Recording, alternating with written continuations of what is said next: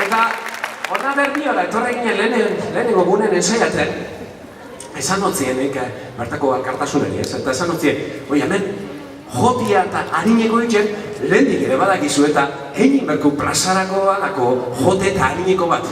Ala bi jausantza esaten dena, ez? Eta eurek hartu eben erronka.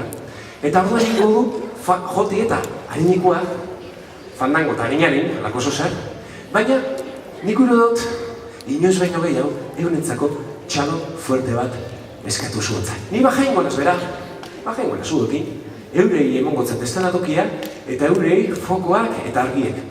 Ados? Ados? Ados?